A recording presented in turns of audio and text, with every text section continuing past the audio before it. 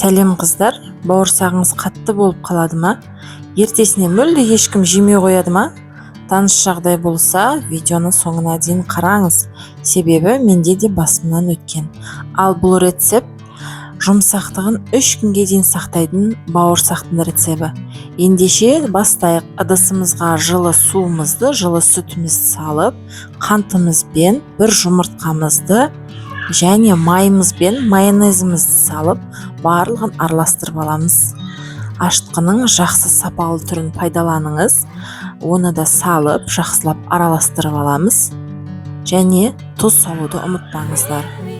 Бір ас қасық тұз салып, оны да жақсылап араластырып аламыз. Енді үстінен електен өткізілген ұнымызды қосамыз және артық мөлшерде ұн қоспаңыздар. Мен описание бөліміне қанша грамм жазсам, тура сол күйінде салсаңыздар, сіздерде де міндетті түрде өте керемет бауырсақ шығатын болады. Барлығын жұмсақ қамыр қылып илеп аламыз.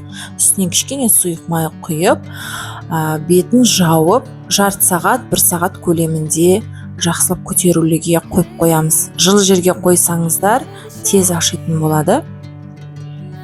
Енді ашыған қамырымызды тағы да бір рет илеп жібереміз. Осы жерде мұқият болыңыздар, осыны міндетті түрде жасаңыздар.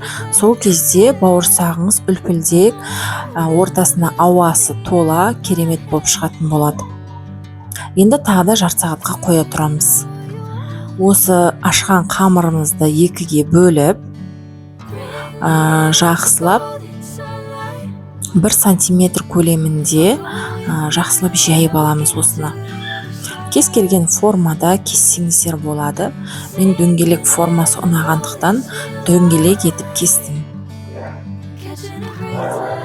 Қыздар, бұдан да басқа пайдалы рецепттер менің каналымда өте көп. Сондықтан жоғалтып алмас үшін менің каналыма жазылып қойыңыздар. Бұдан да күшті рецепттерді Алла қаласа салатын боламын. Міне осымен бауырсақтарымызды тура видеодағыдай етіп кесіп аласыздар. Кез келген бокалдың, пиалайдың көмегімен кессеңіздер де болады, немесе 4 бұрышты қылып кессеңіздер де болады.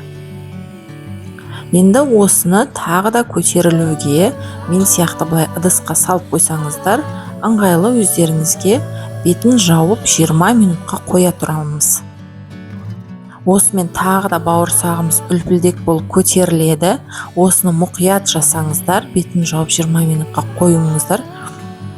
Енді осыны қатты қызып тұрған майда пісіреміз. Қатты қызғаннан кейін астын сәл пәсетіп қойыңыздар. Қатты қызып тұрса сырты ғана пісіп, ортасы піспей қалуы мүмкін. Және қызған майдың үстіне салу керек бауырсақты. Қызбаған майға салынған бауырсақ өзіне майды қатты соратын болады. Бауырсағыңыз майлы болып кетеді. Және бір лайфхак, енді көпшілігі білетін шығар, салфетканың үстіне бауырсақтарымызды қоямыз, піскен бауырсақтарымыз. Сонда бауырсақтың артық майларын өзіне тартып алатын болады. Сіздерге осы рецепт ұнайды деген сенімдемін. Жасап көріңіздер. Тура тойханадағы бауырсақтар сияқты үлпілдек, домалақ, іші ауаға толы, дәмді болып шығады. Ең бастысы 2-3 күнге дейін жұмсақтығын жоғалтпайды. Өте керемет рецепт. Сіздерге 100% сенімдемін, себебі өзім үнемі осы тәсілмен пайдаланамын.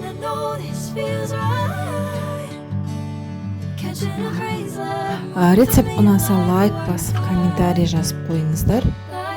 Және каналымды жоғалтып алмас үшін жазылып қойыңыздар. Келесіде қандай видео түсірейін, соны да комментарийге жазсаңыздар, оқитын боламын. Келесі кездескенше сау болыңыздар. Назарларыңызға көп рахмет. Міндетті түрде жасаңыздар.